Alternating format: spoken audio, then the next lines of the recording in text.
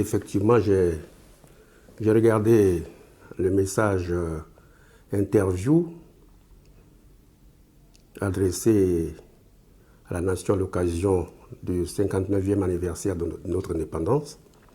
Alors, la première chose que j'ai relevée, j'ai vu un homme détendu.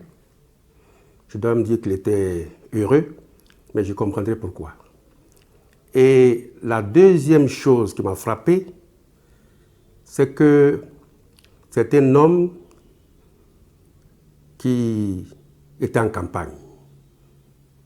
Donc il tenait un discours de campagne pour ses partisans, non pas pour l'ensemble des Ivoiriens, mais pour ses partisans, pour ses militants, pour ses ouailles, qui j'imagine sont déjà convaincus de son discours. Il était en campagne et naturellement, lorsqu'on est en campagne, on est élogieux. Il a fait une description très élogieuse de la Côte d'Ivoire. La Côte d'Ivoire est un pays qui se porte bien. Tous les chiffres macroéconomiques se portent bien. Le PIB, le PNB, la croissance, tout se porte bien et est cautionné par la communauté internationale. Et partant de là, il a indiqué aux Ivoiriens qu'ils sont heureux. C'est à peine s'il ne leur a pas dit qu'ils sont au paradis.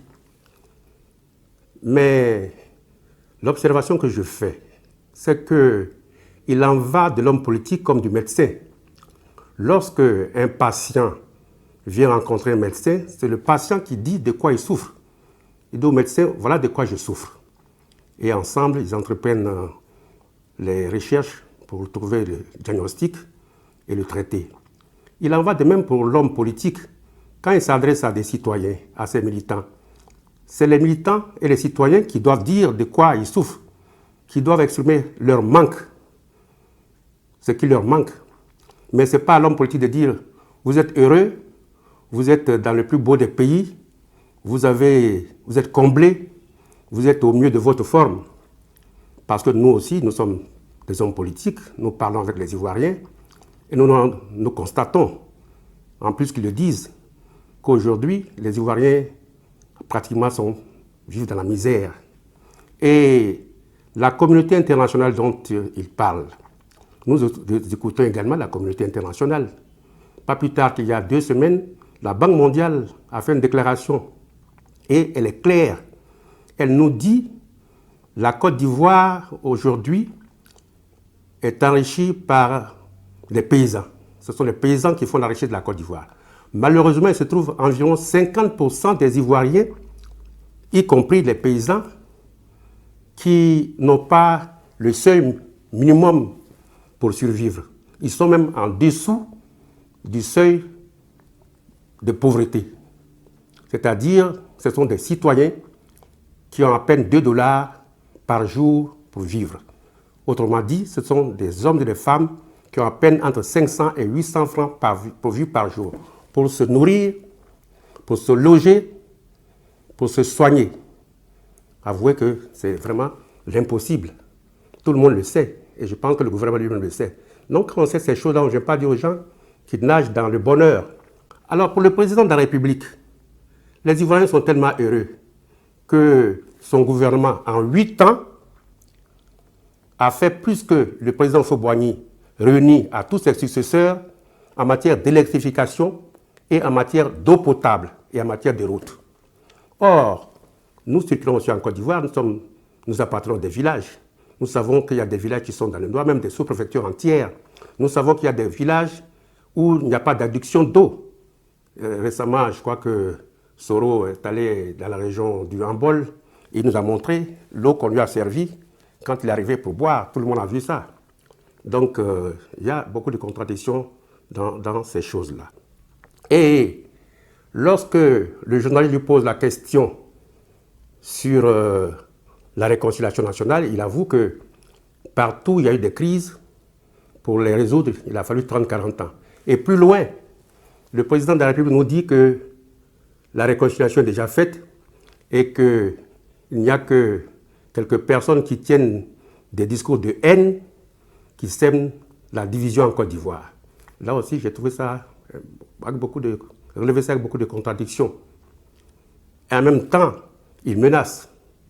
Je ne laisserai pas faire. Et ce n'est pas la première fois que cela se fait.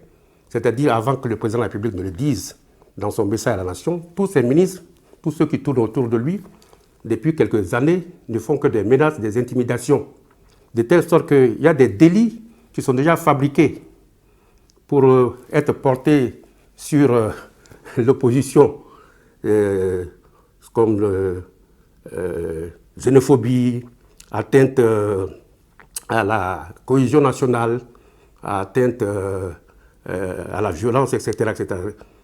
Donc il y a un certain nombre de délits comme ça qui sont fabriqués et pour empêcher l'opposition de s'exprimer. Or, l'opposition n'a que deux voies pour s'exprimer. C'est la liberté d'expression et le droit de manifestation, naturellement pacifiquement, de faire des marches, de faire des sittings, et on veut empêcher l'opposition de s'exprimer. Autant que faire se peut. Il vaut mieux certainement empêcher les partis d'opposition d'exister et instituer le RHDP comme le parti, désormais le parti unique en Côte d'Ivoire. Désormais, donc, les gens sauront en Côte d'Ivoire et à l'extérieur que nous vivons une dictature réelle, mais il ne faut pas tromper les gens pour faire croire qu'il y a la démocratie, alors qu'on empêche l'opposition de s'exprimer par les voies légales. Alors, lorsqu'on lui a posé la question sur la commission électorale, il nous a répondu que ce que la Cour africaine des droits de l'homme et des peuples leur a demandé, ils l'ont exécuté et qu'il s'agissait de la composition. Or, cette décision, elle se trouve avec tout le monde. Elle se trouve avec l'opposition, elle se trouve avec la commission électorale même, elle se trouve avec le gouvernement, à moins qu'il y ait deux décisions qui aient été prises, une adressée au gouvernement et une adressée aux autres partis, ce que je ne crois pas. La Cour a clairement dit qu'il faut modifier la loi de 2014 sur la commission électorale indépendante pour la rendre conforme aux engagements de la Côte d'Ivoire et aux normes internationales. Ça, c'est le premier point. Le deuxième point est, après l'avoir exécuté, de rendre compte. La Côte d'Ivoire n'a jamais rendu compte. Or, quand on dit changer la loi, cette loi dont on parle, elle comporte 4 chapitres. Le premier chapitre, c'est la composition, qui est le minimum. C'est vraiment le minima. C'est-à-dire là, si c'était pour faire rien que la composition, on n'avait pas besoin de se réunir pendant 6 mois. On demandait à chaque parti ou à chaque société, chaque ONG, d'envoyer sa liste. On met ça dans un ordinateur, l'ordinateur fait la synthèse et puis on vous donne. Ce n'est pas le plus important. Parce que la loi comporte 4 chapitres. Il y a la composition et le plus important, ce sont les attributions, le fonctionnement et l'organisation. Et le gouvernement n'a pas abordé ces 3 points. N'a abordé que le minimum qui est la composition, qui ne représente absolument rien. Alors la question qu'on peut se poser, quelle est la crédibilité d'un pays qui signe des engagements extérieurs et refuse de les exécuter? Ça, c'est incompréhensible. J'entends souvent de façon récurrente que le gouvernement veut la stabilité et la paix. Le gouvernement veut la stabilité et la paix. Ce qui fait la stabilité dans un pays, c'est l'intérêt que l'on porte aux institutions. C'est la stabilité des institutions. Si vous n'avez pas de stabilité dans les institutions, vous n'aurez aucune stabilité. D'ailleurs, Obama, quand il est venu en Afrique, il a dit « l'Afrique a besoin d'institutions stables et fortes, et non des hommes forts ». Mais si vous changez la Constitution tous les 3 mois, tous les 6 mois, vous n'aurez aucune stabilité. Vous n'aurez pas la paix. Vous n'aurez pas la cohésion sociale. La stabilité, la cohésion sociale, la cohésion sociale sont les filles de la stabilité des institutions. Tant que vous n'avez pas d'institutions stables, tant que vous n'avez pas de lois stables, tant que vous ne respectez pas vos lois, vous n'aurez aucune stabilité. Parce que vous auriez passé votre temps à les changer. Lorsque vous dormez la nuit, vous réfléchissez, vous dites « Ah, j'ai oublié, j'ai renouvelé la Constitution il y a 6 mois, mais j'ai oublié de mettre un tel chapitre dedans. » Et vous revenez, vous changez, mais vous remettez vous-même en cause la stabilité de votre pays. C'est ce que les Ivoiriens doivent savoir, et les Africains. La stabilité d'un pays dépend de ses institutions, du respect des lois. Or, dans notre pays, beaucoup d'entre nous disent que ce pays-là, les lois n'existent pas. Les gens font les lois, en tout cas depuis un certain temps, mais quand elles ne les arrangent pas, ils les piétinent et puis passent. Et c'est ce qu'ils veulent faire maintenant en ce qui concerne les engagements internationaux de la Côte d'Ivoire. Je trouve ça absolument grave, absolument très grave.